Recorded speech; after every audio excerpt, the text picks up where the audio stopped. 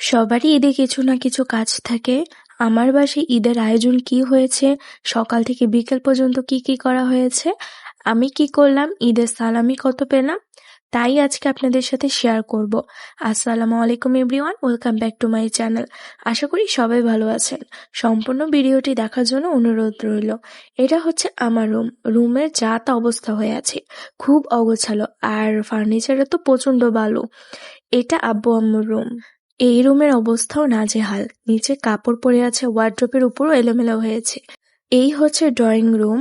আমার ছোট ভাই মাঝে মাঝে বিকেল বা সকালের নাস্তা টিভি দেখতে দেখতে খায়, তাই বোতল প্লেট পড়ে আছে। এই হচ্ছে ড্রয়িং রুম। গতকাল রাতে খাবার খেয়ে সবাই এভাবে এগুলো রেখে ঘুমিয়ে পড়েছিল। এখন এক এক করে সব রুম গুছিয়ে নেব। আমার রুমে বিছানা গুছানো শেষ, এখন বালিশ ঠিক করছি। আর বিছানা টান টান করে না রাখলে কেমন জানি দেখায়, তাই অলওয়েজ এভাবে টান টান করে রাখি। ফার্নিচারে যে পরিমাণ বালু হয়েছে, মনে হয় ১ মাসও এগুলো মোছা হয়নি। এই যে ফুলের টবটা দেখতে পাচ্ছেন, এটা আমিই বানিয়েছি। এখন সবগুলো ফার্নিচার এইভাবেই মুছে নিব। এখন দেখাবো আমার বারান্দার কিছু ফুল। এগুলো হচ্ছে চায়না ডকর, সবসময় ফুল ফুটে থাকে। এদিকে আম্মু শ্যামাইয়ের জন্য অলরেডি দুধ বসিয়ে দিয়েছিল। এখন গোটা গরম মশলা ও ৩ চা চামচ চিনি দিয়ে দুধটা জাল করে নিবে। এদিকে আম্মু আব্বু রুমটাও গুছিয়ে ফেলেছি।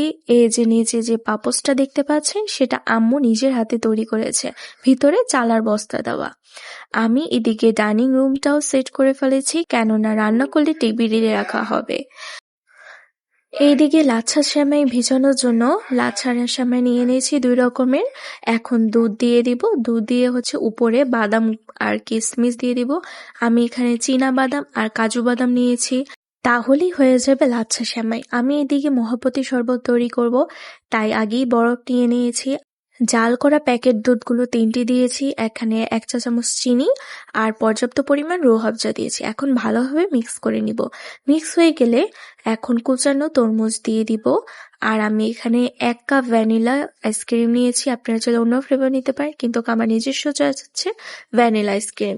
এটি দেওয়ার পর ভালোভাবে নাড়াচাড়া করলেই হয়ে যাবে মহাবতী শরবত। এদিকে হচ্ছে ডাইনিং রুমটা আম্মু হচ্ছে ওড়না বিছিয়ে রাখে, ময়লা পড়বে সোফাতে, তাই। কিন্তু আমার এগুলা পছন্দ না, তাই আমি উঠিয়ে ফেলেছি। কোনো মেহমান আসলে এদিকে বসতে পারবে। রুমটা একদম ভালোভাবে গোছানো শেষ, দেখুন কতটা সুন্দর লাগছে। এখন আমি নুডলস রান্না করব, তাই সবজিগুলো রান্না হয়ে গেছে। এখন ম্যাগির মশলা নুডলস দিয়ে ভালোভাবে নাড়াচাড়া করলেই হয়ে যাবে। এখন আমি একটি বাটিতে তুলে নিব। এখানে বিভিন্ন সবজি দেওয়াতে নুডলসের কালার ও নুডলসের ফ্লেভার কিন্তু ভালোই এসেছে। সবাই খেয়ে প্রশংসা করেছে। আম্মু এখন দম সেমাই রান্না করবে, এর জন্য বাটার দিয়ে সেমাইগুলো ভেজে নিয়েছে। এখন বাদাম দিবে, ২ চা চামচ চিনি, গরুর দুধ ও ২ চা চামচ নারিকেল কুচানো দিলেই ভালোভাবে নাড়াচাড়া করে ৫ মিনিট জাল করলেই হয়ে যাবে দম সেমাই। আমাদের এলাকায় এই সেমাইটাকে বলা হয় দম সেমাই। আপনাদের গ্রামের বাড়ি বা এলাকায় এই সেমাইটাকে কি বলা হয় অবশ্যই কমেন্ট করে জানাবেন। এই ছিল আমার সকালের আয়োজন। মহাবতী শরবত, লাচ্ছা সেমাই, পাস্তা, নুডলস আর দম সেমাই। আমার ছোট ভাই হচ্ছে পাস্তা খাবে, গতকাল রাতেই বলে রেখেছিল, তাই ওর জন্যই পাস্তা রান্না করা হয়েছে। আপনাদের বাসায় কি আয়োজন হয়েছে অবশ্যই জানাবেন। এখন আম্মু গরুর মাংস বসিয়ে দিবে, এর জন্য ১ কাপ পেঁয়াজ কুচি, ১ চা চামচ আদা বাটা, ১ চা চামচ রসুন বাটা, ১ চা চামচ লবণ, ২ চা চামচ মরিচ গুঁড়ো, ১ চা চামচ হলুদ গুঁড়ো, ১ চা চামচ ধনে গুঁড়ো, ১ চা চামচ জিরে গুঁড়ো, পর্যাপ্ত পরিমাণ সয়াবিন তেল ও গোটা গরম মশলা দিয়ে ভালোভাবে হাতে মাখিয়ে নেবে। সাথে আমি কিউব করে টমেটোও দিয়েছি। এভাবে হাতে মাখা গরুর মাংস খেলে কিন্তু বেশ ভালোই লাগে। আপনারা এভাবে রান্না করে খেয়ে দেখবেন। এখন চুলায় ঢাকনা দিয়ে বসিয়ে দেবে। মাংসটা ভালোভাবে কষানো হয়ে গেলে এতে কেটে রাখা আলু দিয়ে দিব। অনেকক্ষণ পর্যন্ত মাংস কষানো হলে এর স্বাদ কিন্তু দ্বিগুণ বেড়ে যায়। মাংস আলু মিক্স হয়ে আসলে এতে পানি দিয়ে দিব। আমি এতে গরম পানি ইউজ করেছি, তাড়াতাড়ি রান্না হয়ে যাবে। মাংসটা পুরোপুরি রান্না হয়ে গেছে। এখন ১ চা চামচ গরম মশলা দিয়ে ভালোভাবে মিক্স করে তুলে নিব। মাংসতে গরম মশলা দিলে কিন্তু এর স্বাদ দ্বিগুণ বেড়ে যায়। এখন আমি অন্য চুলায় খিচুড়ি বসিয়ে দিব।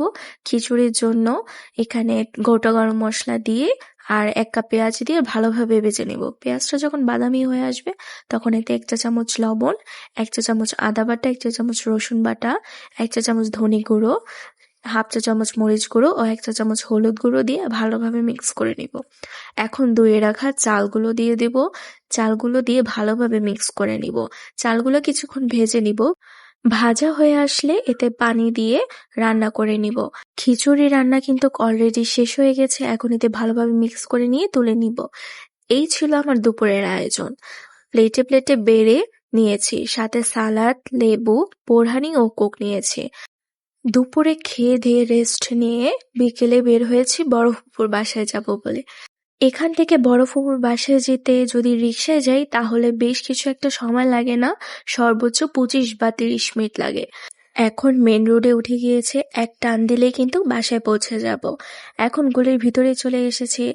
এই যে খালি রাস্তাটা দেখতে পাচ্ছেন, এখানে সবাই দাঁড়িয়ে দাঁড়িয়ে ছবি তুলছিল। বড় ফুপুর বাসায় এসে পড়েছি। ফুপুর বাসায় আসতে আসতে সন্ধ্যা হয়ে গিয়েছে, তাই ভালো মতো আপনাদের কিছু দেখাতে পারলাম না। এখন বাসার উদ্দেশ্যে রওনা দিয়েছি। ফুপুর বাসায় গিয়ে দেখি প্রচুর প্রচুর মেহমান, তাই আপনাদের কিছু দেখাতে পারলাম না। অল্প কিছুক্ষণ বসেছিলাম, নাস্তা খেয়ে সালাম দিয়ে সালামি নিয়ে উঠে পড়েছিলাম। এই আমার ঈদের সালামি। ছোট মামা, আব্বু, বড় ফুপু, মেজো ফুপু, বোনের হাজবেন্ড সবাই ঈদের সালামি দিয়েছে। আপনাদের কে কে ঈদের সালামি দিয়েছে অবশ্যই কমেন্ট করে জানাবেন। আমার শরীরটা খুব একটা ভালো ছিল না, তাই সংক্ষেপেই ব্লগটি শেষ করলাম। সম্পূর্ণ ব্লগটি দেখার জন্য সবাইকে অনেক অনেক ধন্যবাদ। আজকে এ পর্যন্ত। আশা করি সবাই ভালো থাকবেন। আল্লাহ হাফেজ।